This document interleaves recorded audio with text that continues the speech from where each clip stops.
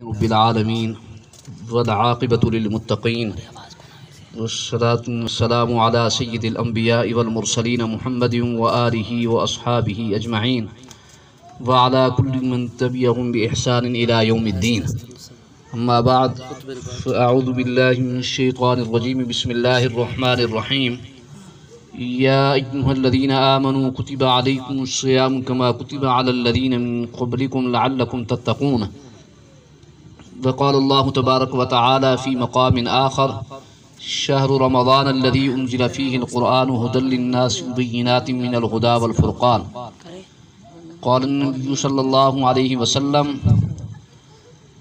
الصيام والقرآن يشفعان للعبد يوم القيامة وقال النبي صلى الله عليه وسلم قال الله عز وجل الصوم لي وأنا أجزي به وقال النبي صلى الله عليه وسلم للصائم فرحتان فرحة عند فطره وفرحة عند لقاء ربه وقال النبي صلى الله عليه وسلم كم من صائم ليس له من صيامه إلا الظمأ وكم من قائم ليس له من قيامه إلا السحر صدق الله مولانا العلي العظيم وصدق رسوله النبي الأمي الكريم ونحن على ذلك من الشاهدين والشاكرين والحمد للہ رب العالمین۔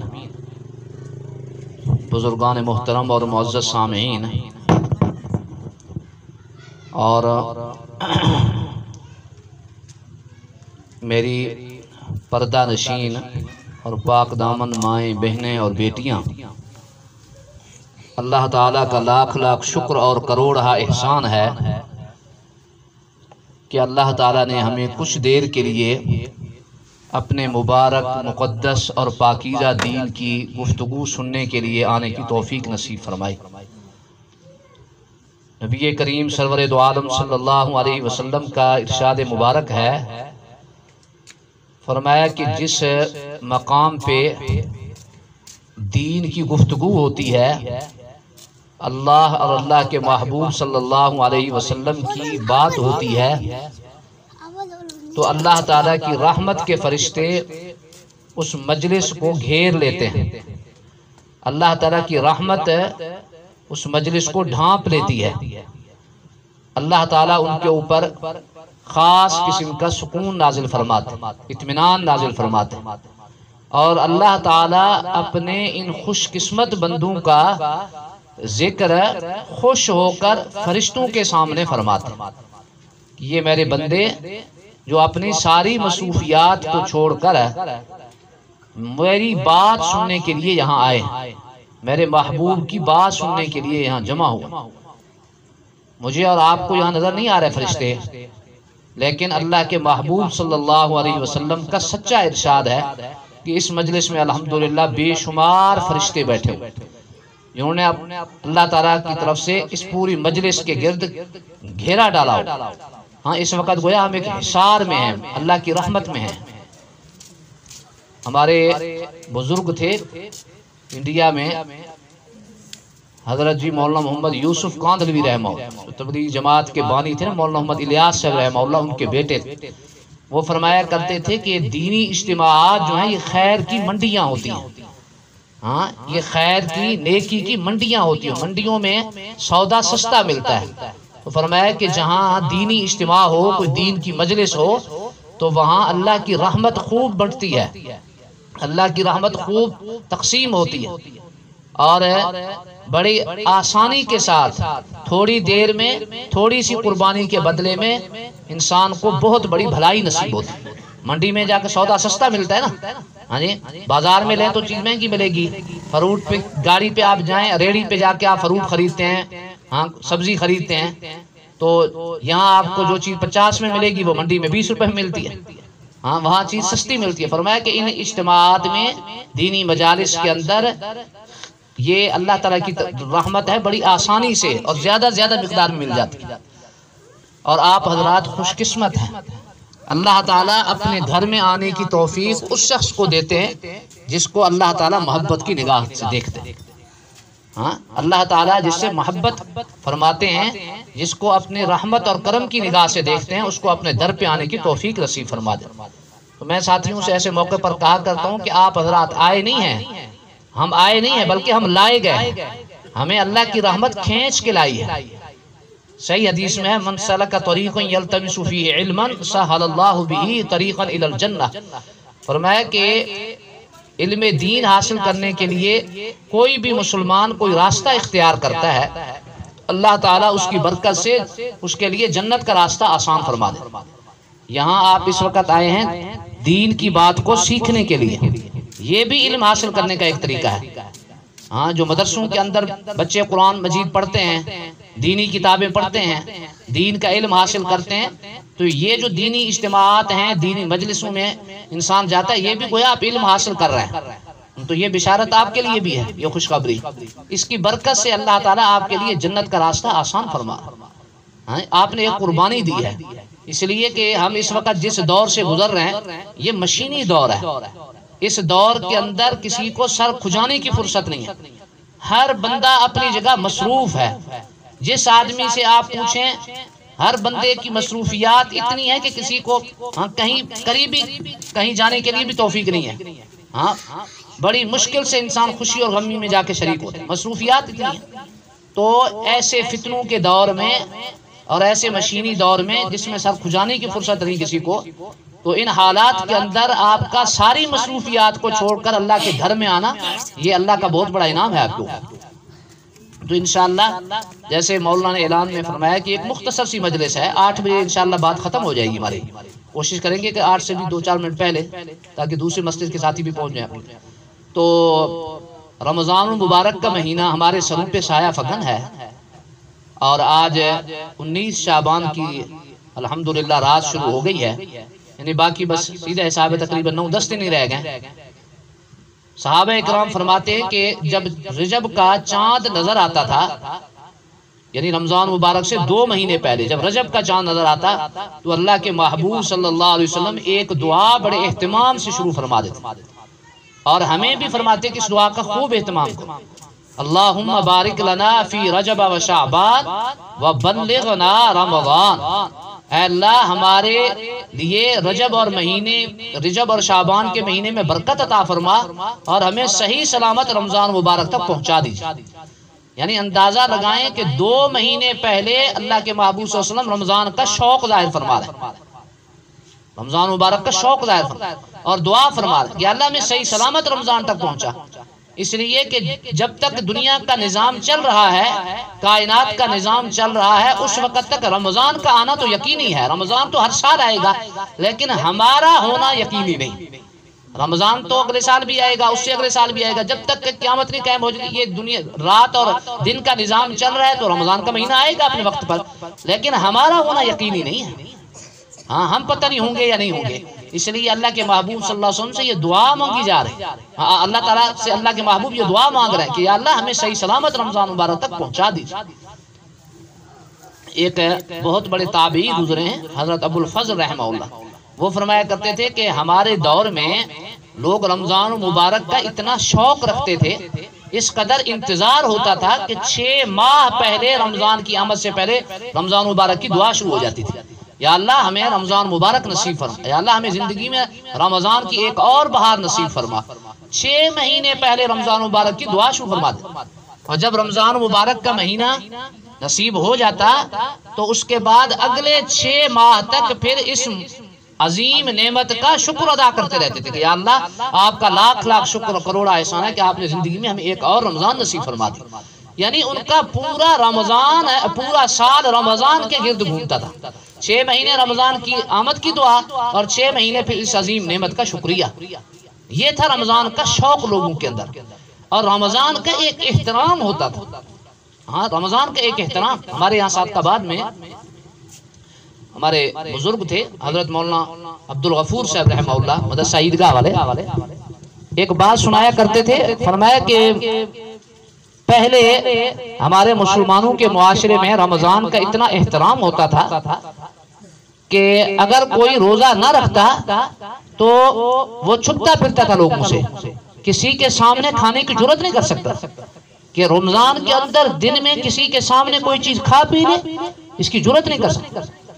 پھر اس پہ ایک واقعہ سنایا کرتے تھے کہ کسی نوجوان نے یہاں سڑک پر گزرتے ہوئے کوئی چیز کھا لی. مسلمان تھا ہاں لیکن بیچارہ دین سے دور تھا, دین کی سمجھ نہیں تھی. تو رمضان مبارک کے دن میں سڑک پہ چلتے ہوئے کوئی چیز کھا لی. کسی نے اس کو دیکھ لیا, تو شور شروع کر دیا. اس نے لوگوں میں واویلا مچا دیا کہ اس ظالم نے کوئی چیز کھا لی ہے. تو لوگ آنے شروع ہو گئے, لوگ کٹ ہو گیا لوگوں کا, اور اس کو مارنے کے لیے جمع ہو گئے. تو استاد جی رحمہ اللہ فرمایا کرتے تھے کہ اس نے جب دیکھا کہ اتنے سارے لوگ مجھے مارنے کے لیے اکٹھے ہو گئے تو اپنی جان اس کی خطرے میں پڑ گئی. تو اپنی جان بچانے کے لیے لوگوں کے سامنے ہاتھ جوڑ کے کہتا ہے بھائی میں مسلمان نہیں ہوں, میں غیر مسلم ہوں, میری جان چھوڑ دو. اپنے آپ کو اس نے غیر مسلم ثابت کیا, ہاں کہ کہیں مجھے قتل نہ کر دے, حالانکہ تھا مسلمان. اس سے آپ اندازہ لگائیں کہ لوگوں کے دلوں میں رمضان کی کتنی عظمت تھی, لوگوں کے دلوں میں رمضان کا کتنا احترام تھا. اور آج اسی مسلمان معاشرے کے اندر دن دہاڑے لوگ کھاتے پیتے ہیں اور سیام دندناتے پھرتے ہیں. کسی کو احساس, کسی کے سر پر جوں تک نہیں ریگتی, کسی کو احساس ہی نہیں ہوتا کہ یہ رمضان مبارک کی کتنی بڑی بے احترامی کر رہا ہے, رمضان مبارک کے تقدس کو پامال کر رہا ہے, سب کے سامنے سر عام کھا رہا ہے, کسی کو احساس تک نہیں ہوتا. رمضان مبارک کا احترام. ہمارے ایک بزرگ سنایا کرتے تھے کہ کسی زمانے میں مسلمانوں کے ملک میں ایک مجوسی رہتا. مجوسی سمجھتے ہیں آتش پرست, جو آگ کی پوجا کرتے. تو مجوسی جو ہے وہ مسلمانوں کے ملک کا باشندہ تھا.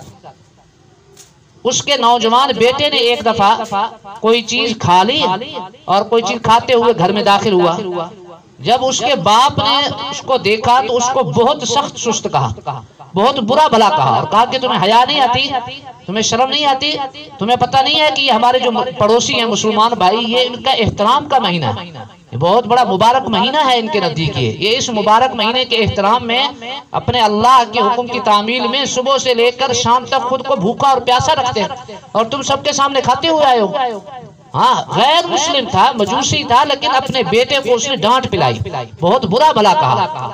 تو کچھ دن کے بعد, کچھ عرصے کے بعد اس کا انتقال ہو گیا, فوت ہو گیا. تو اس دور کے ایک اللہ کے ولی تھے, بہت بڑے بزرگ, انہوں نے اس مجوسی کو خواب میں دیکھا کہ وہ جنت میں ٹہل رہا ہے, وہ جنت میں ٹہلتا پھر رہا ہے. یہ بڑے حیران ہوئے اور پوچھنے لگے کہ تم تو مجوسی تھے اور اللہ نے جنت تو مسلمان کے لیے بنائی ہے, تم یہاں کیسے پہنچ گئے؟ مجوسی کہنے لگا کہ وہ آدمی کہنے لگا کہ آپ بالکل صحیح کہتے ہیں, اللہ نے جنت مسلمان کے لیے ہی بنائی ہے. اصل میں بات یہ ہے کہ میں نے ایک موقع پر فلاں تاریخ اس نے بتائی, فلاں موقع پر میرے بیٹے نے اس طریقے سے بے حرمتی کی تھی رمضان مبارک کی, تو میں نے اس کو سخت سست کہا. اللہ تعالیٰ کو میری یہ رمضان مبارک کے احترام کی ادا اتنی پسند آئی کہ وفات سے کچھ دن پہلے اللہ نے مجھے کلمہ طیبہ پڑھنے کی سعادت نصیب فرمائی. میں مسلمان ہو کر یہاں آیا ہوں, اس لیے اللہ تعالیٰ نے مجھے جنت میں پہنچایا ہے. یہ رمضان کا احترام تھا, رمضان مبارک کی عظمت تھی دل میں. ابھی ہمارے یہاں مجلس میں ماشاءاللہ بعض بزرگ بیٹھے ہیں, ان کو یاد ہوگا کہ پیچھے آج سے 40 سال 50 سال پہلے گھروں کے اندر جو ہمارے مسلمان معاشرے میں جو بوڑھے بزرگ تھے, بڑے تھے, بڑی عمر کے بزرگ تھے, اور گھروں میں جو معمر خواتین تھی, بڑی عمر کی خواتین تھی, بوڑھی خواتین, تو لوگ ان کا اس وجہ سے بھی احترام کرتے تھے کہ ان کی زندگیوں میں رمضان زیادہ سے زیادہ آیا. چونکہ رمضان وہ ان کی عمر زیادہ ہے, تو جس کی جتنی لمبی عمر ہے اس کی زندگی میں اتنے ہی رمضان آئے ہیں, تو اس وجہ سے بھی ان کا احترام. اگر اللہ تعالیٰ لمبی عمر دے اور ساتھ نیکی کی توفیق بھی دے تو یہ بہت بڑی سعادت ہے, بہت بڑی خوش قسمتی. حدیث میں آتا صحابہ نے آپ صلی اللہ علیہ وسلم سے پوچھا, یا رسول اللہ آپ کی امت میں افضل شخص کون ہے, لوگوں میں سب سے افضل کون ہے؟ آپ نے فرمایا من طال عمرہ وحسن عملہ, جس کی عمر لمبی ہو اور اس کے اعمال اچھے, جس کی عمر لمبی ہے اور اس کے اعمال بھی اچھے ہیں, نیک اعمال ہیں, تو یہ شخص میری امت کا خوش قسمت ترین انسان ہے. اللہ تعالیٰ طویل عمر بھی دے اور نیکی کی توفیق بھی دے, تو یہ تو مطلوب ہے.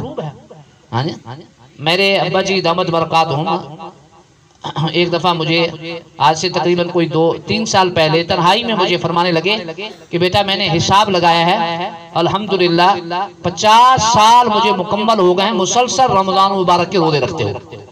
50 سال مکمل ہو، ابھی یعنی 3 سال اور ہوگا تو 53 سال، یعنی ان کی تقریباً اس وقت 68 سال عمر مکمل ہو رہی ہے الحمدللہ۔ سن 54 کی پیدائش ہے تو 15 سال آپ نکال لیں، تقریباً 53 سال ہی بن گئے نا۔ ہاں تو یعنی 15 سال کی عمر ہوتی ہے، ہاں جی، بچہ اگر بالغ ہو جائے تو پہلے ہی رمضان کے روزے فرض ہو جاتے ہیں، ورنہ 15 سال کی عمر میں روزے رکھنے چاہیے، یہ عمر ہوتی ہے شریعت کے اندر بلوغت کی۔ تو فرمایا کہ الحمدللہ 50 سال پہلے، فرمایا میں اس میں 3 سال شامل کر کے بتا رہا ہوں کہ 53 سال ہو گئے، اور فرمایا کہ مسلسل الحمدللہ رمضان کے روزے رکھتے ہوئے، کوئی روزہ آج تک قضا نہیں ہوا 53 سال میں، اور یقیناً کوئی نماز بھی قضا نہیں ہوگی، ہاں جی۔ اور ان کے نوافل اور ان کی میں سوچتا ہوں کہ اور ان سے بھی بڑی عمر کے جو لوگ ہیں، جو بزرگ ہیں ہمارے، ہاں جی، پھر ان کی تو زندگی میں اور زیادہ رمضان آئے ہوں گے نا، ہاں، جنہوں نے 80 سال کی، جن کی 80 سال کی عمر ہے تو ان کی زندگی میں اور زیادہ رمضان، ہاں جی، اور جو 90 سال کے بزرگ ہیں ان کی زندگی میں اتنے اور زیادہ رمضان۔ پھر اللہ پاک نے جن کو نیکی کی توفیق نصیب فرمائی وہ کتنے خوش قسمت ہوں گے، ذرا سوچیں تو صحیح۔ ہاں 50 سال 60 سال کی نمازیں، 60 سال کے روزے، 60 سال قرآن کریم کی تلاوت، اور 60 سال میں کتنے انہوں نے اللہ کا نام لیا ہوگا، ہاں، اللہ کے محبوب صلی اللہ علیہ وسلم پر کتنا درود شریف پڑھا ہوگا، تو ان کی یہ نیکیاں، یہ تو ہمیں آنکھیں بند کرنے کے بعد پتہ چلے گا نا، آج تو ہمیں احساس نہیں ہے، یہ آنکھیں بند ہوں گی تو بھئی پتہ چلے گا۔ ہاں جی، حدیث میں آتا ہے کہ ایک صحابی شہید ہو گئے اور ایک صحابی 1 سال کے بعد فوت ہوئے، وہ تبھی موت فوت ہوئے۔ تو کسی صحابی نے خواب میں دیکھا کہ جو صحابی شہید ہوئے تھے ان کا جنت میں مقام نیچے تھا، جو 1 سال کے بعد اپنے تبھی موت فوت ہوئے ان کا مقام جنت میں بہت اونچا دکھایا گیا ان کو۔ تو وہ حیران ہو کر آپ صلی اللہ علیہ وسلم کی خدمت میں حاضر ہوئے کہ یا رسول اللہ، شہید کو میں نے نیچے دیکھا اور جو صحابی 1 سال کے بعد فوت ہوئے اور تبھی موت فوت ہوئے وہ جنت میں بہت اونچے مقام میں دکھائی دیے مجھے، یہ بات سمجھ میں نہیں ہے۔ تو آپ نے فرمایا کہ اس میں تعجب کی کیا بات ہے، تعجب کی کیا بات ہے؟ ہاں، جو صحابی 1 سال کے بعد فوت ہوئے ان کی نمازیں نظر نہیں آ رہی تمہیں؟ علماء نے حساب کر کے بتایا کہ سنن نوافل کو نکال دیا جائے، یعنی جو سنن جو غیر موقدہ سنتے ہیں جو ضروری نہیں ہے، صرف فرائض واجبات اور سنن موقدہ جو ضروری سنتے ہیں، ہاں، صرف ان کو اگر شمار کیا جائے تو 1 سال میں 10,000 رکعت بنتی ہیں، 10,000 رکعت نوافل، ہاں، اور جو سنن غیر موقدہ ہیں نوافل ہے، ہاں جی، ان کو شمار کریں تو تعداد دگنی ہو جائے گی، ہاں، تو 10,000 رکعت نفل میں پڑھے، اور 10,000 رکعت میں انہوں نے کتنا اللہ کا نام لیا ہوگا، کتنا قرآن مجید پڑھا ہوگا، اور کتنے سجدے ہیں 10,000 رکعت میں، اور کتنے رکوع ہیں، ہاں جی، اور کتنا درود شریف پڑھا ہوا ہوگا، اور کتنا قرآن پڑھا ہوگا، یہ ساری باتیں دیکھیں، اور روزے کتنے رکھے، ہاں، 1 سال کے اندر انہوں نے روزے بھی رکھے ہوں گے یقیناً، ہاں جی، اور کتنی نیکیاں، تو فرمایا یہ نظر نہیں آ رہی تمہیں؟ تو میرے بھائیوں اور دوستوں، میری بہنوں، ہاں، میری ماں اور بہنوں، یہ اللہ نے ہمیں جو زندگی دی ہے نا، یہ زندگی بہت قیمتی ہے، یہ ہماری زندگی کا ایک ایک لمحہ، ہاں، یہ اتنا قیمتی ہے، اتنا قیمتی ہے، اتنا قیمتی ہے کہ ہم دنیا میں اس کا اندازہ کر ہی نہیں سکتے۔ میں کہا کرتا ہوں، میں ان کا حقیقت یہ ہے کہ اللہ تعالیٰ کی رحمت کی لوٹ سیل مچی ہے دنیا کے اندر، ہاں، یہ لوٹ سیل مچی ہے، اللہ نے اپنی جنت کو اتنا سستا فرما دیا ہے، اللہ کی رحمت اتنی آسان ہے، اتنی آسان، اللہ کا قرب پانا، اللہ کے ساتھ دوستی لگانا، ہاں، اللہ تعالیٰ کی محبت اور اللہ کی پہچان، اللہ تعالیٰ کی یاد، اللہ تعالیٰ کا تعلق اتنا آسان ہے، اتنا آسان ہے کہ دنیا کا کوئی کام اتنا آسان ہے ہی نہیں، اللہ کو پانا دنیا کا سب سے آسان کام ہے۔ میں کہا کرتا ہوں کہ آپ صرف 1 قدم اٹھا لیں، اگلے قدم پہ جنت تیار کریں، صرف 1 قدم اٹھا لیں، بس صرف 1 قدم، وہ ہے توبہ کا قدم، توبہ کر لیں، ہاں، ابھی بیٹھے بیٹھے یہیں پر ہی نیت کر لیں، ہاں، دل ہی دل میں کہیں یا اللہ میری توبہ، ہاں، دل ہی دل میں نیت کر لیں، زبان سے کہنے کی بھی ضرورت نہیں ہے، سچی توبہ کر لیں کہ یا اللہ اب تک مجھ سے جتنے گناہ ہوئے، ہاں، اور یا اللہ جتنے گناہوں میں اس وقت مبتلا ہوں، یا اللہ میں سارے گناہوں سے سچی توبہ کرتا ہوں۔ تو اللہ تعالیٰ کا وعدہ ہے، سچی توبہ جس نے کر لی انشاءاللہ اس کی زندگی کی پہلی فائل لپیٹ دی گئی، اب آگے سے نیا کھاتا شروع ہوگا انشاءاللہ۔ ہاں، آپ طے کریں، پچھلے جو گناہ ہو چکے بس ان پہ آپ نے معافی مانگ لی اللہ تعالیٰ سے، اور معافی مانگتے بھی رہے آگے، اور طے کریں کہ آگے کی جو زندگی ہے انشاءاللہ وہ ذرا سنبھل کے گزار دیں گے تو جنت تو منہ کھلے کھڑی ہے انسان۔ مسلمان کے لیے جنت کو پانا سب سے آسان کام، ہاں، لوگ سمجھتے ہیں کہ اللہ کا نیک بندہ بننا بہت مشکل ہے، کہ سب سے آسان کام ہے، یقین کریں، اللہ کا نیک بننا، اللہ کا ولی بننا، اللہ کا مقرب اور محبوب بندہ بننا، اس کے لیے بہت بڑے عالم ہونے کی شرط نہیں ہے، حافظ قاری ہونا، عالم مفتی ہونا، ہاں کوئی شرط نہیں ہے۔ اللہ کا ولی بننے کے لیے صرف کلمہ طیبہ شرط ہے۔ کلمہ آپ نے پڑھ لیا نا، آپ اللہ کے ولی بن سکتے ہیں بس۔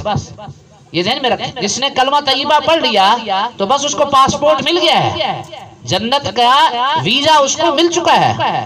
باقی یہ ہے کہ اب ذرا پرسکون سفر کرنا چاہتے ہیں، ہاں، اور آرام دہ سفر کرنا چاہتے ہیں، تو اس کے لیے بس یہ کہ تھوڑی سی ترتیب ہے، 5 وقت کی نماز پڑھنی ہے، ہاں جی، اور ہر گناہ سے اپنے آپ کو بچانا ہے، اور یہ طے کریں کہ انشاءاللہ ہم نے کسی مسلمان کی دل آزاری نہیں کی، کسی مسلمان کا دل نہیں دکھانا، تو جنت تیار ہے۔ اور کیا کوئی لمبا چوڑا کام تو ہے نہیں، کوئی لمبا چوڑا کام نہیں ہے۔ باقی جتنی نیکی ہے بس ٹھیک ہے، جتنا گڑ اتنی مٹھاس، ہاں، باقی آپ جتنا تلاوت کریں گے، جتنی نیکیاں کریں گے، جتنا اللہ اللہ کریں گے، تو انشاءاللہ جنت میں آپ کا مقام اوپر بڑھتا چلا جائے، اوپر چڑھتا چلا جائے، آپ اوپر چڑھتے چلے جائیں گے۔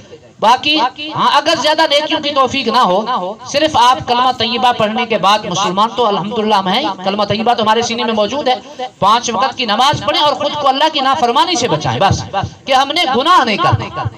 تو بھائیو اور دوستو، یہ رمضان مبارک کا مہینہ آ رہا ہے، ٹھیک ہے نہیں؟ ہم سے پہلے بہت سی غلطیاں ہوئی ہیں، ہاں جی، انسان تو ہے ہی خطا کا پتلا، انسان ہے ہی خطا کا پتلا، ہاں، تو غلطی تو انسان سے ہوتی ہے نا۔ اللہ تعالیٰ نے توبہ کا دروازہ کھلا رکھا، ٹھیک ہے؟ انسان کو جب اللہ نے پیدا فرمایا تو 2 دشمن بھی ساتھ پیدا فرمایا، ایک نفس انسان کا اور دوسرا شیطان، اور ساتھ یہ گویا زہر ہے، زہر، اور زہر کا علاج اور تریاق بھی توبہ اور استغفار کی شکل میں اللہ نے ساتھ پیدا فرمایا۔ توبہ کر لیں، اللہ کی بارگاہ میں گڑ گڑائیں، ہر گناہ سے معافی مانگ لیں، تو انشاءاللہ جنت آپ کے لیے تیار ہے۔ اب رمضان مبارک کا مہینہ ہے، یہ رمضان مبارک کا مہینہ جو ہے یہ اللہ نے ہماری صفائی کے لیے رکھا۔ واشنگ مشین میں کپڑے ڈالتے ہیں تو کپڑوں کی دھلائی ہو جاتی ہے اور کپڑے صاف ہو جاتے ہیں، یہ رمضان مبارک کا مہینہ ایک واشنگ مشین ہے، ہاں، جس میں ہمارے گناہ دھلیں گے انشاءاللہ، گناہوں کی صفائی ہوگی۔ تو یہ واشنگ مشین جو ہے نا، یہ اللہ نے بنائی ہے رمضان مبارک۔ ہمارے بزرگ فرمایا کرتے تھے کہ رمضان مبارک کے جو 30 دن ہے نا، یہ آپ یوں سمجھیں کہ یہ 30 چیکوں والی چیک بک ہے، اس میں 30 چیک ہے، چیک بک سمجھتے ہیں نا، چیک بک ہے، اس میں 30 چیک ہیں، ہاں، اور آپ اس میں جو لکھیں گے اس چیک پر وہ آپ کو سب کچھ ملے گا، سارا کچھ ملے گا، سمجھے؟ اب بعض بدقسمت ایسے ہوتے ہیں کہ وہ اپنے چیک ان کے خالی جائیں گے، وہ کچھ بھی نہیں لکھتے، کوئی نیکی نہیں کرتے تو ان کے چیک خالی جائیں گے، اور بعض خوش قسمت ہوں گے جو اپنے چیک کو پر کریں گے، لکھیں گے، بعض لاکھ کی رقم لکھیں گے، بعض کروڑ کی رقم لکھیں گے، بعض 1 ارب کی رقم لکھیں گے، بعض خرب لکھیں گے، بعض ملین لکھیں گے، بعض بلین لکھیں گے، ہاں جی، یہ ہے انسان کا نصیب اور انسان کی سعادت اور اللہ کی طرف سے توفیق، اور انسان جتنی محنت کرے گا، جتنی کوشش کرے گا، رمضان مبارک میں جتنے نیک اعمال کرے گا، تو انشاءاللہ بس آنکھیں بند کرنے کی دیر ہے اور آگے سارا منظر آ جائے گا، یہ سارا کچھ انشاءاللہ ہمیں۔ آج ہم قرآن نماز پڑھ رہے ہیں، قرآن مجید کی طرح ہمیں تو کچھ بھی نظر نہیں آ رہا کہ ہمیں کیا ملے گا۔ اللہ نے دنیا کا معاملہ اور آخرت کا معاملے میں تھوڑا سا فرق رکھا ہے۔ دنیا کا معاملہ نقد نظر آتا ہے، ہاں، ایک مزدور 8 گھنٹے دیہاڑی کرتا ہے تو پتہ ہے کہ مجھے 5 بجے 700 روپے پیسے ملیں گے، 800 روپے مجھے دیہاڑی ملے گی۔ مزدور، ایک مستری کام کرتا ہے، اس کو پتا ہے کہ میں 8 گھنٹے ڈیوٹی کروں گا، شام کو 5 بجے مجھے 1200 روپے پیسے ملیں گے، ایسے نا جی۔ تو دنیا کا معاملہ نقد نظر، ایسی ہر کوئی بھاگ رہا ہے ادھر، ہاں، ریڑی والا ریڑی لگاتا ہے صبح سے شام تک، شام کو وہ بھی 500 روپے دیہاڑی کما کے آتا ہے، ٹھیک ہے نا جی۔ اور جو اگر کسی بڑے عہدے کے اوپر ہے کسی نے، ہاں جی، تو وہ زیادہ پیسہ کما رہا ہے۔ یہ دنیا کے اندر نقد ہے، لیکن آپ یقین کریں آخرت کا معاملے کو اللہ نے تھوڑا سا پردے میں رکھا ہے بس، ہاں، اور آخرت کا جو معاملہ ہے نا وہ ادھر پیسوں کی شکل میں ہم بتا ہی نہیں سکتے، لاکھوں اور کروڑوں تو یہ لوگوں کو سمجھانے کے لیے بتایا جاتا ہے، وگرنہ یقین کریں کہ آخرت کا جو معاملہ ہے اس کا آپ اندازہ نہیں لگا سکتے کہ آخرت کی نیکی کتنی بڑی ہے، ہاں جی۔ دنیا کی کرنسی پیسہ ہے، آپ کی جیب میں پیسہ ہے، ہاں، کرنسی ہے، آپ دنیا کی ہر چیز خرید سکتے ہیں، آپ کار بھی خرید سکتے ہیں، آپ کوٹھی بھی خرید سکتے ہیں، ہاں جی، آپ پلاٹ بھی خرید سکتے ہیں، ہر سہولت کی چیز آپ پیسے کے ذریعے حاصل کر سکتے ہیں۔ اور آخرت کی کرنسی اللہ نے رکھی ہے نیکیوں کی شکل میں، آپ کی نیکی یہ آخرت کی کرنسی ہے، ٹھیک ہے، آخرت کی کرنسی ہے نماز، آخرت کی کرنسی ہے قرآن، اور آخرت کی کرنسی ہے دعا، آخرت کی کرنسی ہے اللہ کا ذکر، نبی کریم صلی اللہ علیہ وسلم پر درود شریف کا پڑھنا، ہاں اللہ کے راستے میں صدقہ کرنا، اللہ کا ذکر کرنا، ہاں اللہ کے راستے میں نکل کے لوگوں کو دین کا پیغام پہنچانا، یہ سب آخرت کی کرنسی ہے۔ تو میں اور آپ آخرت کی کرنسی آج کمائیں گے نا، اللہ نے مجھے اور آپ کو جو زندگی دی ہے یہ کمائی کے لیے ہے، یہ پیسے کمانے کے لیے اللہ نے زندگی دی ہے، لیکن دنیا کا پیسہ نہیں، آخرت کا پیسہ کمانے کے لیے۔ ہمارے ایک بزرگ بڑی پیاری بات فرمایا کرتے، فرمایا بھی لوگ جیسے نا رات دن ایک کرتے پیسہ کمانے کے لیے، کہ پیسہ کماؤ پیسہ کماؤ پیسہ کماؤ تاکہ زیادہ سے زیادہ سرمایہ جمع۔ فرمایا کہ مسلمان کی شان یہ ہے کہ مسلمان بھی زیادہ سے زیادہ نیکیاں کمائے، زیادہ سے زیادہ نیکی کمائے، رات دن نیکی کمائے، تاکہ آخرت کا بینک بیلنس بڑھے، آخرت کا سرمایہ زیادہ سے زیادہ جمع ہو انسان کے پاس۔ تو رمضان مبارک کا جو مہینہ ہے یہ اللہ تعالیٰ نے اسی لیے رکھا ہے کہ جو ہم 11 مہینے ہم گناہ کرتے ہیں نا، جو ہم سے نافرمانیاں ہوتی ہیں، تو یہ ایک مہینہ صرف رکھا ہے ہماری صفائی کے لیے، ایک مہینہ جو ہے گناہوں سے بچ کے گزارتے ہیں، انشاءاللہ اس کی برکت سے اللہ تعالیٰ پوری زندگی پر اثرات ڈالیں گے۔ حضرت مجدد الفسانی رحمہ اللہ فرمایا کرتے تھے کہ اللہ تعالیٰ نے رمضان مبارک کے مہینے کو نمونہ کا مہینہ بنایا، اس میں اگر انسان جو ہے کسی نیکی کے اندر سست ہے، مثلا یہ کہ کوئی نیکی اس کے لیے مشکل ہو رہی ہے، عام دنوں میں تہجد کی نماز کا پڑھنا عموماً مشکل ہے، سمجھ آئی کہ نا بات، اور اللہ کے راستے میں خرچ کرنا مشکل نظر آتا ہے انسان کو، ٹھیک ہے نا جی، قرآن مجید کی تلاوت مشکل، کام بھی کون جائے مسجد کے اندر وقت دے، ہاں جی 5 وقت کی نماز مشکل ہے۔ فرمایا کہ آپ کے لیے کوئی نیکی مشکل ہے نا، آپ طے کریں کہ میں نے رمضان مبارک کے مہینے کے اندر وہ نیکی کرنی ہے، ایک مہینہ آپ وہ نیکی کریں گے انشاءاللہ اس کی برکت سے باقی 11 مہینوں میں اللہ تعالیٰ اس نیکی کو آپ کے لیے آسان فرما۔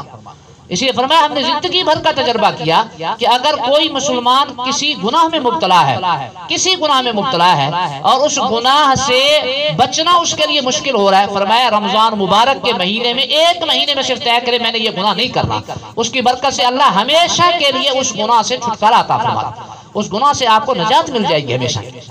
تو رمضان مبارک کا مہینہ جو ہے اس کے آنے سے پہلے ایک تو ہم یہ طے کریں کہ ہم نے یہ جو آنے والا رمضان ہے نا، ایک تو ابھی سے دعا شروع کر دیں، یہ ابھی تو 10 دن باقی ہیں، پتہ نہیں کتنے جنازے اٹھنے ہیں 10 دن کے اندر، کتنے جنازے، کوئی دن خالی ہے؟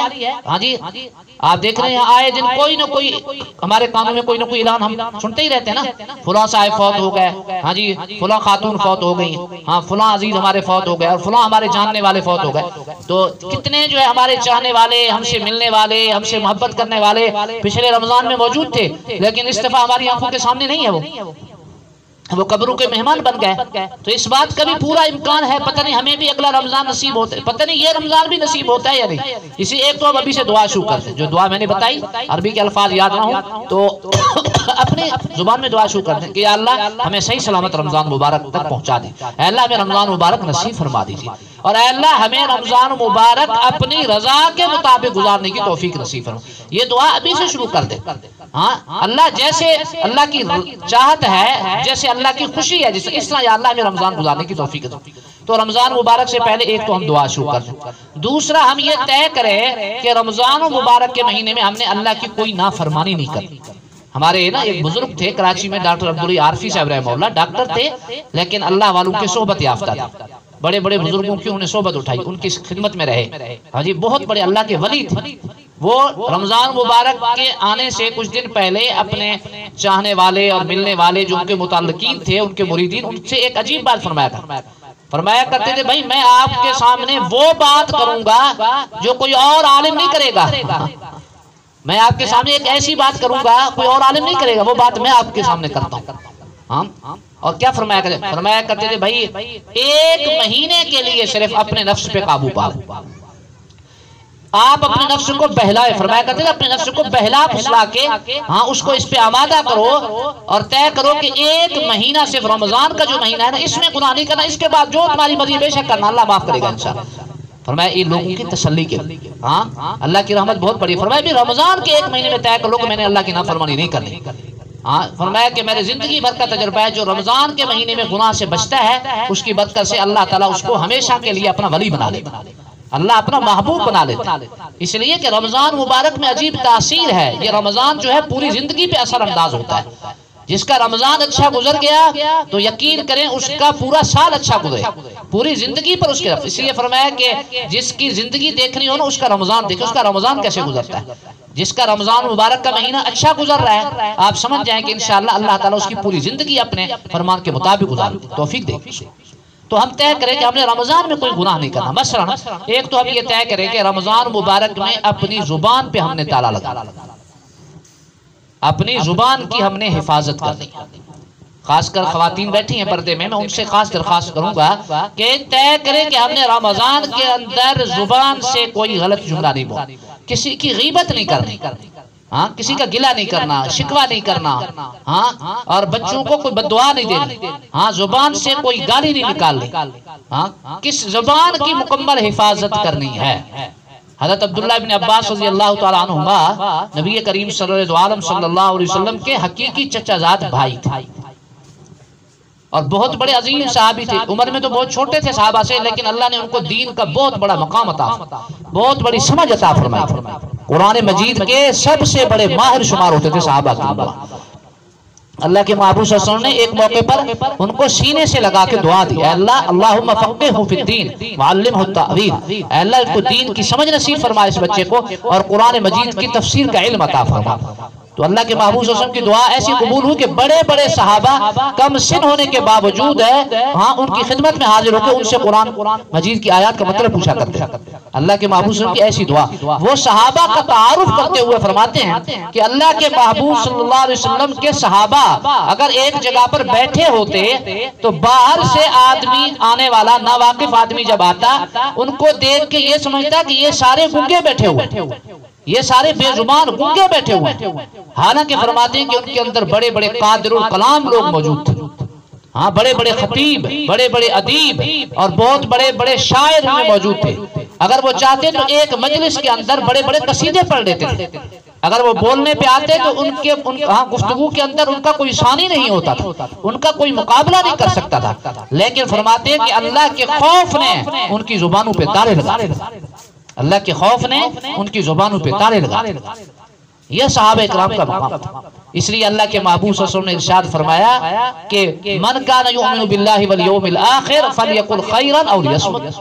اللہ اور اللہ تعالیٰ پر اور آخرت کے دن پہ جو مسلمان ایمان رکھتا ہے اسے چاہیے کہ اپنی زبان سے یا تو اچھا کلمہ نکالے یا پھر خاموش رہے، وگرنہ پھر خاموش رہے. ہاں زبان سے اچھا کلمہ. اور ایک حدیث میں فرمایا کہ ایک مسلمان بے خیالی کے اندر اپنی زبان سے ایک ایسا کلمہ نکالتا ہے جس کی وجہ سے وہ جہنم کی نچلے تہہ میں علیہ باللہ پہنچ جاتا ہے اور اس کو احساس ہی نہیں ہوتا، جہنم کے نچلے تہہ میں پہنچ جاتا ہے. زبان سے ایسا بول نکالتا ہے. اور اس کے برعکس ایک آدمی اپنے خیال میں زبان سے ایک ایسا اچھا کلمہ کہہ دیتا ہے، اس کا خیال نہیں ہوتا لیکن اس کی وجہ سے وہ جنت میں اعلیٰ مقام میں پہنچ جاتا ہے. تو زبان کا معاملہ بڑا نازک اور بڑا حساس ہے. نبی کریم صلی اللہ علیہ وسلم کے ایک محبوب صحابی گزرے حضرت معاذ بن جبل رضی اللہ عنہ، عجیب و غریب صحابی تھا.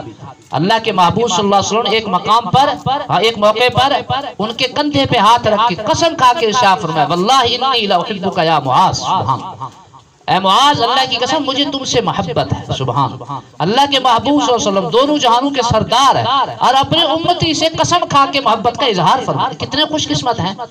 ہاں جی اگر آج دنیا میں کوئی عالم دین کسی سے محبت کا اظہار، ہاں جی مولانا سیف الرحمان صاحب اپنے کسی مسجد کے مقتدی سے کہے کہ یار ہاں قسم کھا کے ہاں کہ اللہ کی قسم یار مجھے آپ سے بڑی محبت ہے، تو ان کو کتنی خوشی ہوگی کہ استاد جی نے قسم کھا کے مجھ سے محبت کا اظہار فرمایا، میرے امام سے مجھ سے اس قدر محبت فرماتے ہیں. ہاں جی اور یہ اللہ کے محبوب صلی اللہ علیہ وسلم دونوں جہانوں کے سردار محبت کا ایسا عجیب اظہار. ہاں یہ صحابی ہے. اللہ کے محبوب صلی اللہ علیہ وسلم نے کئی مواقع پر ان کو مختلف نصیحتیں فرمائیں. خود فرماتے ہیں کہ ایک موقع پر میں آپ صلی اللہ علیہ وسلم کے ساتھ جا رہا تھا، سواری پہ سوار تھا، ہاں آپ صلی اللہ علیہ وسلم کے پیچھے سواری پہ بیٹھا تھا، تو آپ صلی اللہ علیہ وسلم نے مجھے کئی نصیحتیں فرمائیں، کئی نصیحتیں. اور آخر میں فرمایا الا اخبرک بملاک ذلک کلی، اے معاذ کیا میں تمہیں یہ تمام جو نصیحتیں کی ہیں، جو باتیں تمہیں بتائی ہیں، ان تمام باتوں کا خلاصہ اور ان کا لب لباب اور نچوڑ نہ بتا دوں؟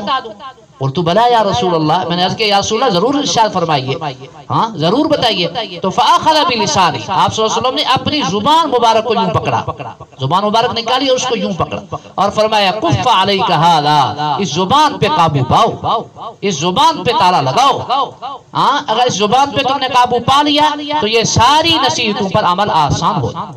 اب یہ جو کہ ایک طالب علم قسم کے صحابی تھے، ہاں جی مولوی ٹیپ صحابی تھے جو عالم تھے بہت بڑے، تو ان کو ذہن میں ایک سوال پیدا ہوا ہے، تو انہوں نے عرض کیا کہ یا رسول اللہ کہ وَإِنَّا لَمُؤَاخَذُونَ بِمَا نَتَكَلَّمُ بِهِ، کہ یا رسول اللہ یہ جو ہم اپنے خیال میں بیٹھے ہوئے مجلس میں اور گفتگو ہم کرتے رہتے ہیں ایسے ہماری زبان سے جو باتیں، کیا یہ عام گفتگو اور عام باتوں پر بھی ہماری پکڑ ہوگی؟ تو آپ صلی اللہ علیہ وسلم نے ان کو پیار بھری تنبیہ فرمائی، اسے فرمایا ثقلت کا امک یا معاذ، اے معاذ تمہاری ماں تمہیں گم پائے، ہاں تمہاری ماں تمہیں گم پائے، یعنی یہ ایک بد دعا یہ جملہ بھی ہے لیکن اصل میں محبت بھری تنبیہ تھی۔ ہاں مقصد یہ تھا کہ میں تو تمہیں بڑا سمجھدار سمجھتا تھا، ابھی تک تمہیں اتنی سمجھ بھی نہ آئی، ایسا سوال تم مجھے کر رہے ہو کہ یہ زبان سے جو ہم عام بول نکالتے ہیں ان پہ پکڑ نہیں ہوگی؟ پھر آگے جو بات فرمائی وہ عجیب دل دہلا دینے والی بات، وَهَلْ يَقُبُّ النَّاسَ فِي النَّارِ عَلَى وُجُوهِهِمْ أَوْ قَالَ عَلَى مَنَاخِرِهِمْ إِلَّا حَصَائِدُ أَلْسِنَتِهِمْ، فرمایا کہ قیامت والے دن لوگ اونٹے منہ جہنم میں گرائے جائیں گے، علیاذ باللہ۔ اونٹے منہ کا مطلب یعنی ان کے سر نیچے اور ان کے پاؤں اوپر ہو، علیاذ باللہ۔ اتنے ذلت آمیز اور عبرتناک طریقے سے میری امت کے بہت سے بدقسمت لوگ جہنم میں ڈالے جائیں گے۔ ان کا گناہ کیا ہوگا؟ کوئی بڑا نہیں گناہ ہوگا، ہاں شرک کا گناہ، بدعت کا گناہ، ظلم کا گناہ، قتل ناحق کا گناہ، سود کا گناہ اور رشوت کا گناہ، ہاں جی زنا کا گناہ، یہ سارے گناہ ایک طرف، ان میں سے کسی کا ذکر نہیں فرمایا کہ ان لوگوں کا جرم کیا ہوگا؟ الا حصائد السن، فرمایا کہ زبان کی کھیتیاں، یہ زبان کے کرتوت ہوں گے، ہاں یہ زبان سے نکلنے والے ان کے جو بول ہوں گے نا، ہاں یعنی مسلمانوں کی غیبت کرنا، ہاں اور ان کی دل آزاری کرنا اور ان کا دل دکھانا، تو زبان کے جو اعمال ہیں بدعمالی ان کی وجہ سے ان کو اتنے ذلت آمیز طریقے سے جہنم میں ڈالا جائے۔ ہمارے تبلیغ جماعت کے بڑے بزرگ تھے حضرت مولانا محمد جمیل صاحب رحمہ اللہ تعالی، وہ بڑی عجیب بات فرمایا کرتے تھے، جماعتوں کو رخصت کرتے تھے نا مرکز سے تو ایک جملہ فرمایا کرتے، بھائی اس زبان کا معاملہ بڑا عجیب ہے، اس زبان کو قابو میں رکھو۔ فرمایا تھے اس زبان میں ہڈی نہیں ہے لیکن ہڈیاں توڑوا دیتی ہے، اس زبان میں ہڈی نہیں ہے لیکن ہڈیاں توڑوا دیتی۔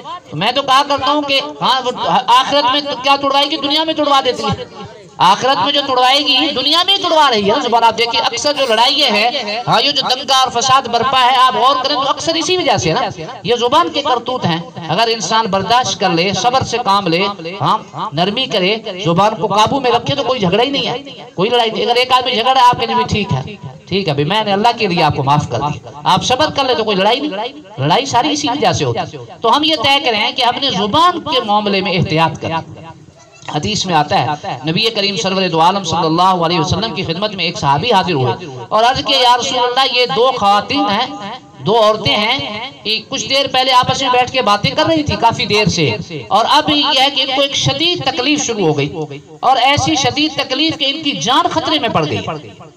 تو آپ صلی اللہ علیہ وسلم کو وحی کے ذریعے معلوم ہو گیا کہ انہوں نے غیبت کی ہے، انہوں نے غیبت کی ہے مسلمان بھائی اور بہنوں کی۔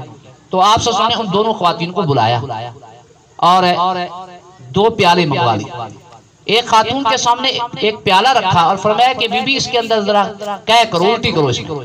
جب اس خاتون نے اس میں الٹی کی تو اس الٹی کے اندر خون اور گوشت کے ٹکڑے تھے، ہاں اور پیپ اور خون اور گوشت کے ٹکڑے اور پورا پیالہ بھر گیا۔ پھر آپ نے دوسری خاتون کے سامنے کہا، فرمایا تم بھی کہہ کرو، انہوں نے بھی کیا، ان میں کے اندر بھی یہ چیز ہے۔ تو آپ صلی اللہ علیہ وسلم کو تنبیہ کرتے ہوئے فرمایا کہ یہ جو تم نے مسلمان بھائی بہنوں کی جو غیبت کی ہے نا، یہ اللہ تعالیٰ نے تمہیں دنیا میں اس کا یہ عذاب دکھایا ہے۔ ہاں کوئی اللہ کا قرآن کہتا ہے یحب احدکم ان یاکل لحم اخیہ میتا فکرہتم، فرمایا کہ غیبت کرنا کسی مسلمان کی ایسے ہے جیسے کسی مردہ بھائی کا گوشت کھانا۔ ایک سوچے تو صحیح کہ کسی کے گھر میں نوجوان بھائی کی لاش رکھی ہوئی ہے، ہاں نوجوان بھائی کی لاش پڑی ہوئی ہے، تو دنیا کا گھٹیا سے گھٹیا انسان بھی کیا یہ حرکت کر سکتا ہے کہ اپنے مردہ بھائی کی، نوجوان بھائی کی مردہ لاش کو نوچنا شروع کر دے؟ फकरिहतुमू, अल्लाह का कुरान कहता है तुम इसको नापसंद समझते हो, ये तुम्हारी निगाहों में इंतहाई बुरी हरकत है। तो ये गीबत का जो गुनाह है ये भी इसी तरीके से बुरी हरकत। जिस मुसलमान भाई और बहन की तुम गीबत कर रहे हो गोया तुम उसके गोश्त को नोच रहे हो। आज हमारे यहाँ जुबान की बड़ी बेइख्तियाती है, जुबान के हवाले से कोई एहतियात नहीं। तो हम ये तय करें कि कम से कम रमजान के महीने में हमने जुबान पे ताला लगा। और दूसरी एक अहम गुजारिश ये है कि हम इस बात को तय करें कि रमजान मुबारक से पहले पहले अगर किसी मुसलमान के बारे में हमारे दिल में कोई रंजिश है, कोई नाराजगी है, किसी मुसलमान भाई से हाँ हमारी बातचीत नहीं है, हमारा रिश्ता नाता खत्म है, हाँ हमारे ताल्लुकात उससे ठीक नहीं है, तो रमजान के आने से पहले पहले हम तय करें कि हम अपना ताल्लुक ठीक करें, हम अपना दिल साफ करें। देखिए मैं आपको एक वाकया सुनाता हूँ। सही हदीस में हज़रत अब्दुल्लाह बिन अमर बिन आस रज़ियल्लाहु अन्हु नबी करीम सल्लल्लाहु अलैहि वसल्लम के महबूब सहाबी हैं। वो फरमाते हैं कि एक दफा मस्जिद नबवी में यानी मदीना शरीफ की जो मस्जिद है इसके अंदर अल्लाह के महबूब सल्लल्लाहु अलैहि वसल्लम कचहरी लगाए बैठे थे, सहाबा की महफिल थी। तो आपने अचानक फरमाया, गुफ्तगू करते हुए अचानक फरमाया, जिस किसी ने अपनी आंखों से दुनिया में किसी जन्नती इंसान को देखना हो तो अभी जो साहिब मस्जिद में दाखिल होंगे उनको देखो। सहाबा किराम की सबकी गर्दनें मुड़ गई पीछे कि वो कौन सा खुशकिस्मत है कि अल्लाह के महबूब सल्लल्लाहु अलैहि वसल्लम फरमा रहे हैं जिसने अपने आंखों से दुनिया में जन्नती इंसान देखना हो तो आने वाले को देख लो। अब सबने जब गौर से देखा तो देखा एक सफेद रीश बुजुर्ग सहाबी रसूल है, सफेद रीश बुजुर्ग हैं, सादे से सहाबी देहाती, और उनके दाढ़ी के बालों से वजू के कतरे टपक रहे, ताजा वजू करके तशरीफ ला रहे थे, और हाथ के अंदर चप्पल थी, हाँ जी जूती थी, वो उन्होंने मस्जिद के कोने में रखी और खामोशी से सर झुका के मजलिस के आखिर में आके बैठे। साहबा को बड़ा रश्क आया कि कितना खुशकिस्मत है, अल्लाह के महबूब ने जन्नत का टिकट दे दिया, हाँ जन्नत का परवाना इनके नाम जारी हो गया। दूसरे दिन फिर इसी तरीके से बेआईन ही इसी तरीके से साहबी फरमाते हैं कि हम सारे साहबा बैठे हुए हैं और आप सल्लल्लाहु अलैहि वसल्लम गुफ्तगू इरशाद फरमा रहे हैं, और एकदम फिर आपने फरमाया जिस किसी ने अपने आंखों से जन्नती इंसान को दुनिया में देखना हो वह अब आने वाले को देख। फिर वही साहबी और इसी तरीके से फिर तीसरे दिन इसी तरीके से कचहरी लगी हुई, आप सल्लल्लाहु की महफिल लगी हुई, फिर आप सल्लल्लाहु ने तीसरे दिन फिर ऐसे ही फरमाया। 3 दिन तक एक ही सहाबी के बारे में आप सल्लल्लाहु ने जन्नत की खुशखबरी सुनाई। तो ये नौजवान सहाबी थे और सहाबे किराम तो नेकी के बारे में वैसे बड़े हरीस थे, हाँ वो तो इंतजार में रहते थे, तलाश में रहते थे, टोह में रहते थे, हाँ कि नेकी का कोई बहाना। तो ये फरमाते हैं कि जब तीसरे दिन मजलिस बर्खास्त हुई तो सारे सहाबा अपने अपने घरों का रुख करके जाने लगे, तो ये सहाबी भी अपने घर के रास्ते पे चले, तो मैं इनके पीछे पीछे हो गया। मैंने ऐसे ही बात बनाई कि चचा जान मेरी घर वालों से कोई बात हो गई है, कोई अनबन हो गई है, तो मैं ना आपके घर में आपका मेहमान बनना चाहता हूँ। अब सहाबा इकराम तो वैसे ही मेहमान नवाज थे सारे, तो वो बड़े खुश हुए और कहा कि आप मेरे भतीजे हैं, आप जरूर आपका अपना घर है बेटा, आप जरूर तशरीफ लाएं, जितने दिन रहना चाहें आप आए, आपके लिए हाजिर है। तो कहते मैं असल मकसद क्या था कि मैं इनके घर रहूंगा और देखूंगा कि ये कौन सी ऐसी नेकी करते हैं जो दूसरे सहाबा नहीं करते, और अल्लाह के महबूब ने इतनी बड़ी बात फरमाई इनके बाद। तो ये फरमाते हैं कि रात को सहाबा इकराम का मामूल था कि हमारी तरह को रातों को ज्यादा देता, जागते तो थे नहीं, हाँ फजूल महफिलें तो होती नहीं थी, मोबाइल का दौर नहीं था कि मोबाइल पे वक्त ज़ाया करें, हाँ तो उनका सुन्नत अमल आप सब का यही है कि बगैर किसी शरई जरूरत के, शरई मजबूरी के बगैर रात को जल्दी सोना चाहिए और सुबह तहज्जुद के वक्त में जल्दी बेदार होना चाहिए। तो ये साहबी ने भी ऐसे ही आराम मेरा इकराम किया, खाना खिलाया और उसके बाद अपनी कोई जरूरत वगैरह पूरी करके और मुझे भी सुला दिया और खुद भी सो गए। अब ये कहते मुझे नींद ना आए, हाँ मैं छुप छुप के देखता रहा कि बुजुर्ग किस वक्त बेदार होते हैं और क्या आराम, हाँ क्या इबादत फरमाएंगे। तो कहते मैं हैरान हो गया कि वो मामूल के मुताबिक दूसरे सारे सहाबा जैसे उठते हैं वो भी उसी वक्त बेदार हुए, मुझे भी उन्होंने उठाया और तहज्जुद के नवाफिल अदा किए, फिर उसके बाद अजान हो गई तो मुझे भी लेके मस्जिद में पहुंच गए। फिर मैंने कहा शायद दिन के अंदर कोई ऐसा अमल होगा, तो कहने लगे कि पूरा दिन मैं देखता रहा लेकिन पूरे दिन के अंदर भी मुझे कोई खास ऐसी नेकी नजर ना आए। दूसरी रात और दूसरा दिन, तीसरी रात और तीसरा दिन, पूरा सहरोजा लग गया उनके घर में। तो कहते हैं कि 3 दिन के बाद मैंने उनसे इजाजत ली तो मैं जाने लगा, तो मैंने जाते हुए दिल की बात उनके सामने रख दी। मैंने कहा जी सीधी सी बात यह है चचा जान میں گھر والوں سے کوئی بات نہیں تھی میری، لیکن دراصل یہ ہے کہ اللہ کے محبوب صلی اللہ علیہ وسلم نے مسلسل 3 دن آپ کے بارے میں اتنی بڑی عظیم خوشخبری سنائی کہ ہم حیران رہ گئے. تو میں اس ٹوہ میں رہا، اس جستجو میں رہا کہ میں آپ کو کوئی عمل دیکھنا چاہتا تھا، لیکن معذرت کے ساتھ میں نے تو کوئی ایسا عمل نہیں دیکھا جو دوسرے صحابہ کرتے ہوں نہ کرتے ہوں اور آپ کرتے ہوں. تو کیا راز ہے؟ مجھے تو کوئی چیز نظر نہیں آئی، بس میں اسی لیے آیا تھا. خیر میں جان لے کے چل پڑا. انہوں نے مجھے کچھ دیر کے بعد بلایا. پہلے تو مجھے فرمایا کہ یہ بات آپ نے پہلے بتاتے تو 3 دن کیوں اپنے ضائع کیے. پھر میں جب جانے لگا تو مجھے بلایا واپس اور فرمایا لگے ہاں بیٹا مجھے ایک بات یاد آ گئی ہے. میں ایک آپ سے سنتا ایک سادہ سا امتی ہوں اور ایک سادہ سا مسلمان ہوں. کوئی لمبی نیکی، کوئی لمبے چوڑے اعمال تو میرے نامہ اعمال میں ہے نہیں، لیکن ایک بات ہے شاید وہ میری نیکی اللہ کی بارگاہ میں مقبول ہو. وہ یہ ہے کہ میرا دل ہر مسلمان کے بارے میں صاف. کہیے سبحان اللہ زور سے. میرا دل ہر مسلمان کے بارے میں صاف ہے. میں رات کو سونے سے پہلے ہر مسلمان کو اللہ کی رضا کے لیے معاف کر کے سوتا ہوں. تو صحابی تھے، نوجوان تھے اور یہ عالم تھے، صاحب علم تھے. یہ چیخ پڑے، فرمایا عرض کرنے لگے کہ ہاں یہی تو وہ نیکی ہے، یہی تو وہ آپ کی نیکی ہے جو اللہ کی بارگاہ میں مقبول ہو گئی اور اللہ کے محبوب صلی اللہ علیہ وسلم کی سچی زبان سے اتنی بڑی بشارت سنائی گی آپ کے لیے.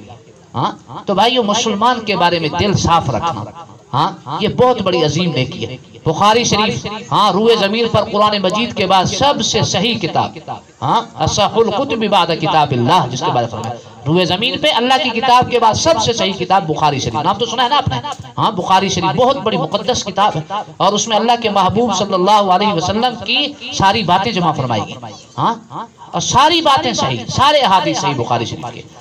اس میں ایک صحیح حدیث بخاری شریف کی یہ ہے، آپ نے ارشاد فرمایا لا يحل لمسلم ان يهجر اخاه فوق ثلاث فمن هاجر اخاه فوق ثلاث فمات دخل النار.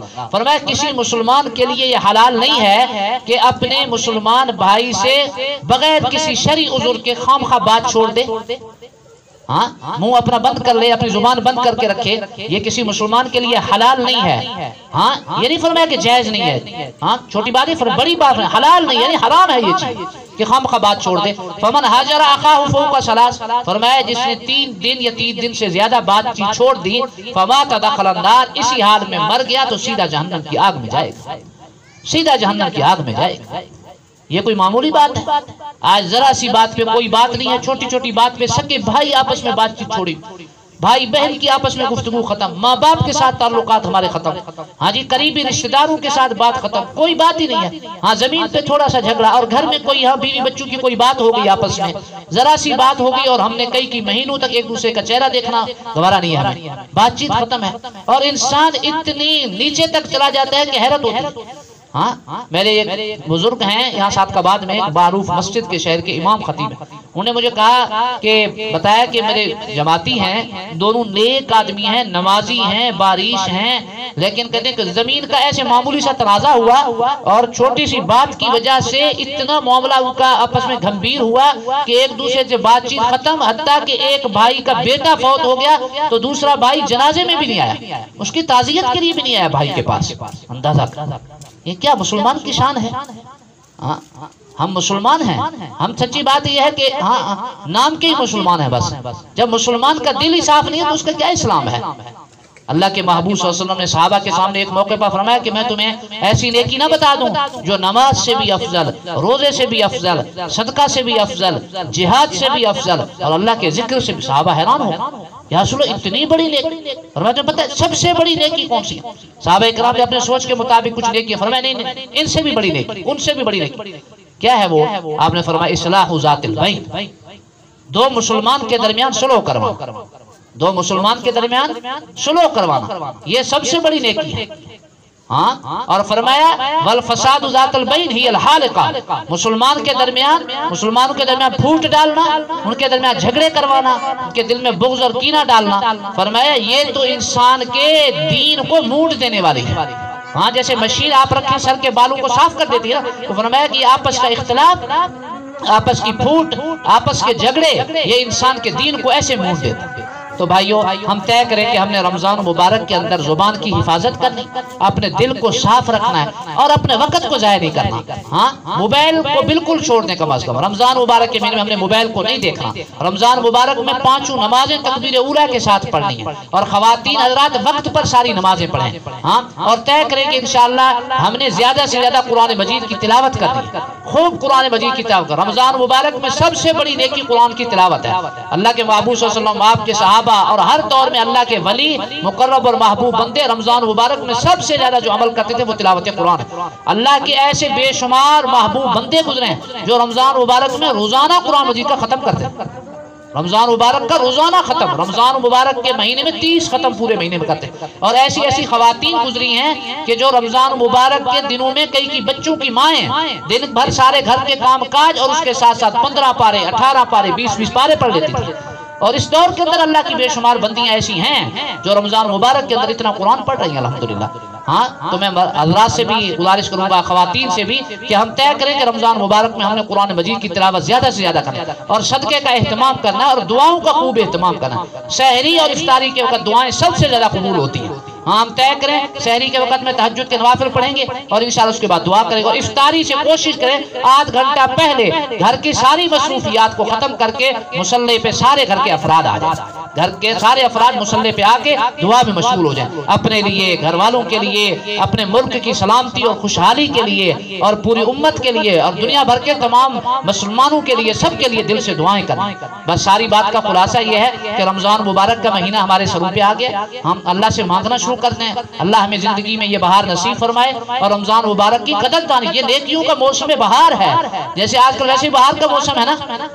ہاں مختلف جگہوں پہ لوگ پھولوں کی نمائش کر رہے ہیں. ہاں یہ بہار کا موسم ہے، ہر طرف ہاں ایک بہار خوبصورتی سبزہ نظر آ رہا ہے. تو فرمایا کہ نیکیوں کا یہ موسم بہار ہے رمضان مبارک. ہاں یہ نیکیوں کا سیزن ہے. ہاں تاجر لوگ سیزن کماتے ہیں نا، تو ہم نیکیوں کا سیزن کمائیں. ہم طے کریں انشاءاللہ کہ ہم نے اس دفعہ یہ جو زندگی میں جو آنے والا رمضان آ رہا ہے اس کو زندگی کا یادگار رمضان بنانا، زندگی کا یادگار رمضان بنانا. نیت کرتے ہیں نا انشاءاللہ سارے ساتھی. ہاں کہ رمضان مبارک کے اندر ہر اللہ کی ہر نافرمانی سے بچنا ہے اور نیکیوں کا خوب اہتمام کرنا ہے، اللہ کو راضی کرنا ہے، اپنا دل ہر مسلمان کے بارے میں صاف کرنا ہے. اگر کوئی بات ہے تو رمضان کے آنے سے پہلے ہم سلو کر لیں. ہم حدیث میں آتا ہے شب قدر جو ہے سب سے سال کی سب سے مبارک رات میں، جس میں فرمایا ہر بندے کی اللہ ہر مسلمان کی بڑے سے بڑے گناہگار کی مغفرت فرمائے. لیکن فرمایا میری امت کے 4 بدقسمت انسان ایسے ہیں جن کی اس قدر اس مبارک رات میں بھی مغفرت نہیں ہوتی، جس کو اللہ تعالیٰ نے 1000 مہینوں سے افضل قرار دیا. لیلۃ القدر خیر من 1000 شہر. ہاں وہ بدقسمت کون ہے؟ فرمایا کہ ایک ہے ماں باپ کا نافرمان. ماں باپ کا نافرمان کی مغفرت نہیں ہے، اس مبارک رات میں بھی مغفرت نہیں ہے، اس کے لیے اللہ کے نبی نے بد دعا فرمائی. دوسرا شراب کا عادی، جو شراب کا عادی ہے اس کی کوئی مغفرت نہیں ہے. اور تیسرا جو رشتے ناتوں کو توڑنے والا ہے، ہاں صلہ رحمی کی بجائے اچھا سلوک کرنے کی بجائے رشتوں کو توڑ رہا ہے، رشتہ داروں کے ساتھ لڑائی جھگڑے. اور چوتھا فرمایا وہ 2 مسلمان جن کے دلوں میں آپس میں کینہ ہے، بغض ہے، آپس میں بات چیت چھوڑی ہوئی ہے، انہوں نے چھوڑی ہوئی ہے بات، ہاں گفتگو ختم ہے آپس میں. تو اللہ تعالیٰ فرماتے ہیں کہ ان کا معاملہ، ان کی نیکیاں بھی یاد رکھو جب تک آپس میں سلو نہیں کرتے، ان کی نیکیوں اوپر جاتی نہیں. ہاں کتنی بڑی بدقسمتی ہے. تو ہم یہ طے کریں کہ ہم نے اپنا دل صاف رکھنا ہے اور رمضان مبارک کو خوب وصول کرنا ہے. رمضان مبارک کے اندر اپنے وقت کو خوب قیمتی بنانا. اللہ تعالیٰ ہم سب کو رمضان مبارک اپنی رضا کے مطابق گزارنے کی توفیق نصیب فرمائے. ہاں ہر گناہ سے بچنے کی توفیق نصیب فرمائے اور زیادہ سے زیادہ نیکیوں کی توفیق نصیب فرمائے. وآخر دعوانا الحمدللہ. اللهم لك الحمد ولك الشكر لا أحصي ثناء عليك أنت كما أثنيت على نفسك يا رب لك الحمد كما ينبغي لجلال وجهك وعظيم سلطانك. اللهم صل على سيدنا ومولانا محمد وعلى آل سيدنا ومولانا محمد وبارك وسلم. اللهم ربنا آتنا في الدنيا حسنة وفي الآخرة حسنة وقنا عذاب النار. ربنا لا تزغ قلوبنا بعد إذ هديتنا وهب لنا من لدنك رحمة إنك أنت الوهاب. ربنا اغفر لنا ذنوبنا وإسرافنا في أمرنا وثبت أقدامنا وانصرنا على القوم الكافرين. ربنا آمنا فاغفر لنا ذنوبنا وكفر عنا سيئاتنا وتوفنا مع الأبرار. ربنا وآتنا ما وعدتنا على رسلك ولا تخزنا يوم القيامة إنك لا تخلف الميعاد. ربنا هب لنا من أزواجنا وذرياتنا قرة أعين واجعلنا للمتقين إماما. ربنا اغفر لنا ولإخواننا الذين سبقونا بالإيمان ولا تجعل في قلوبنا غلا للذين آمنوا ربنا إنك رؤوف رحيم. اللهم إنا نسألك العفو والعافية والمعافاة في الدنيا والآخرة. اللهم بارك لنا في رجب وشعبان وبلغنا رمضان. اللهم إنا نسألك الهدى والتقى والعفاف والغنى. اللهم إنا نعوذ بك من الفتن ما ظهر منها وما بطن. اللهم إنك عفو كريم تحب العفو فاعف عنا يا كريم. اللهم أحسن عاقبتنا في الأمور كلها وأجرنا من خزي الدنيا وعذاب الآخرة. اللهم اغفر لنا وللمؤمنين والمؤمنات والمسلمين والمسلمات الأحياء منهم والأموات. اللهم إنا نسألك من خير ما سألك منه نبيك محمد صلى الله عليه وسلم، ونعوذ بك من شر ما استعاذ نبيك محمد صلى الله عليه وسلم، وأنت المستعان وعليك البلاء ولا حول ولا قوة إلا بالله. ربنا تقبل منا إنك أنت السميع العليم وتب علينا إنك أنت التواب الرحيم. وصلى الله تعالى على خير خلقه محمد وآله وصحبه أجمعين. آمين آمين آمين برحمتك يا أرحم الراحمين. آمين. سنائی دیتا آمین.